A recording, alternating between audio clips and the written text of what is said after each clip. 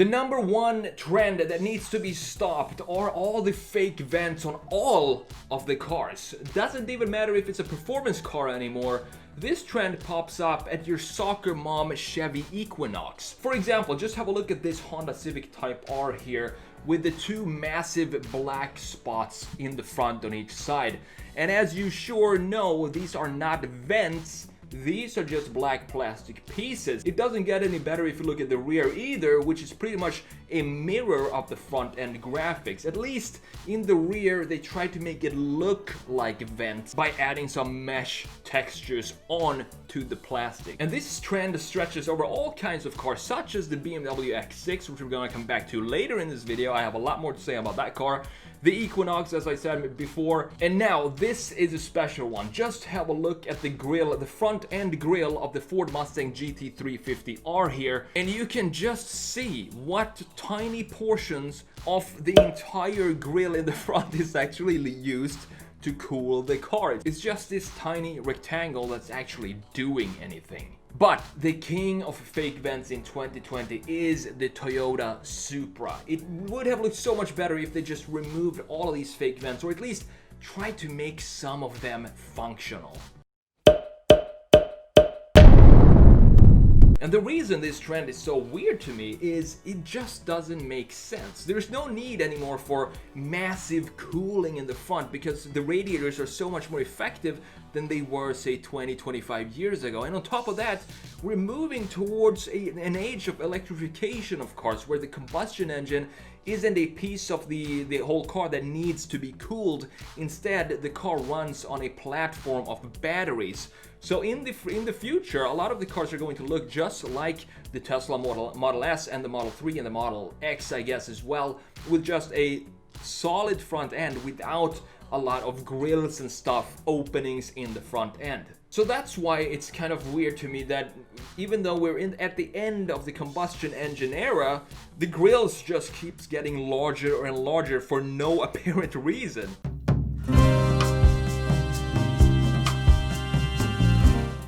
So what does the Chevy Corvette, the Ferrari LaFerrari, the Lotus Evora, and the Porsche 918 Spyder all have in common? They all have different size wheels, front and back. And to me, this trend is most noticeable on the new 2021 BMW M3.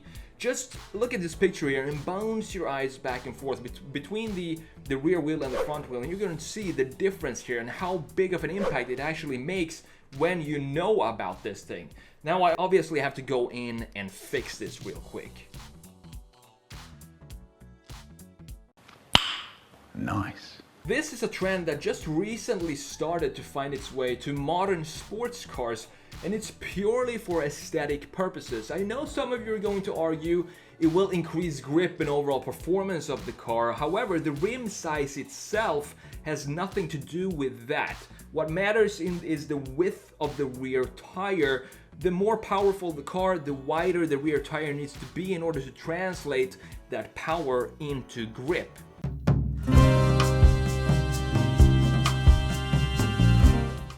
I don't talk about interiors a lot here on this channel, but this is a trend that I hope they will become better at doing or implementing. We're talking about the floating iPads that you have inside of cars. The problem I have with this is that it literally looks like someone just took an iPad, just glued it onto the dash of whatever car we're talking about. It doesn't have any integration in the rest of the car. And the problem that I know this is because the rest of the interior usually is very organic, very curvy, and then you need to have this square looking screen fit inside of that dash. So what most car companies decided to do was we're just not even gonna try and implement it beautifully in the dash. Instead, we're just gonna have it be floating on top of the dash and call it a day. Now, some companies do this pretty well, such as Tesla with the Model S and the X, and some do it worse, like the new Venza from Toyota, where it just looks like it's about to fall off the top of the dash. I think in the future we're going to have interactive windows so you actually see the information function almost as a head-up display all around the car. That would be pretty cool to see. Overall, I have yet to see a beautiful integration of this device, which is the center screen, onto the dash in any car, except for maybe Rolls-Royce Phantom, where you can hide it, so you can rotate it and hide it completely, just like with the Flying Lady on top of the grille.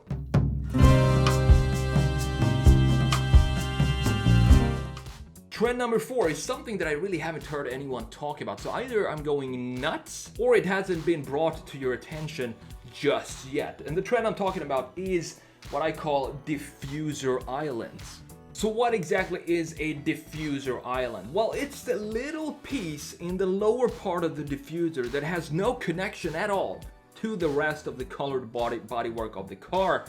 It makes the rear end look cheaper, and more importantly, it makes it look taller than what it actually needs to be visually. And this is especially annoying when they appear on sports cars and even exotics. What it does visually and graphically is drag the bottom down to the ground and create unnecessary sagginess in the rear. Instead of a firm and tight rear end, this little splash of color in the lower part of the car ruins the overall impression of it. The reason is because it's not connected, as I said, to the rest of the painted body panels of the car. It's like a lonely little island sitting down there alone without any sort of connection to the mainland.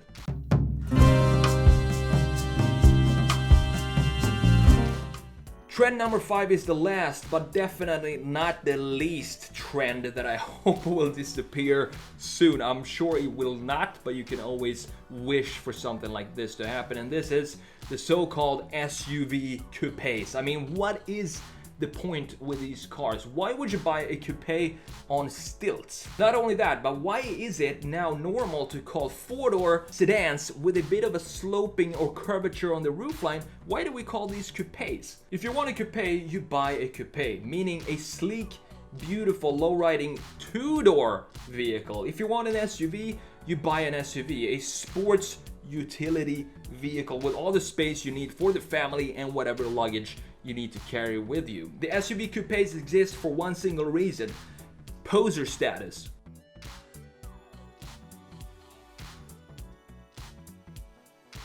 They will go off-road just as many times as they will go to the track, which is obviously never. It's a blend of two opposite philosophies that separately are great. You have the off-roads and then you have the coupes, but together they become completely useless. The only SUVs coupes I think that can kind of get away with the shape are the Porsche Cayenne Coupe, and that is only because it has this relationship to the Porsche 911 since way back, and it kind of translates well into an SUV form, but I'm still not a fan. And then you have the BMW X6, which wins the overall trend of just remove the X6 for 2021. Because not only is it an extremely unattractive SUV coupe, it also has a diffuser island, and on top of that, they just slammed the body with a bunch of fake vents. In all of these SUV coupe cases, I would always choose the normal SUV of whatever model we're talking about. For example, the Audi Q5 or Q3 Sportback. Why would you choose this instead of the beautiful normal SUV Q5 or Q3?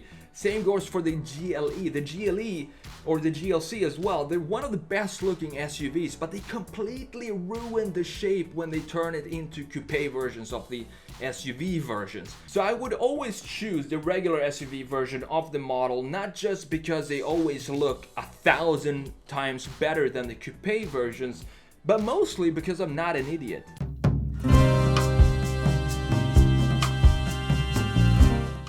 Now I have to throw in a bonus trend here, which is very specific, of course, for BMW. So I want to talk about the grills of BMW here.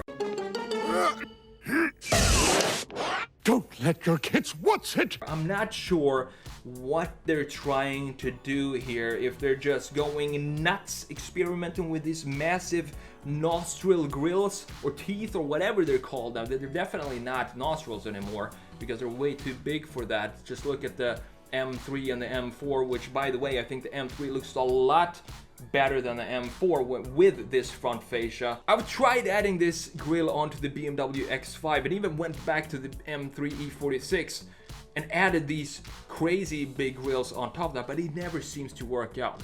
And then you have the BMW iX, which is, you know, fundamentally ugly. Lacks the fundamentals of what beauty is. And to me, that all comes from nature and lines and flow.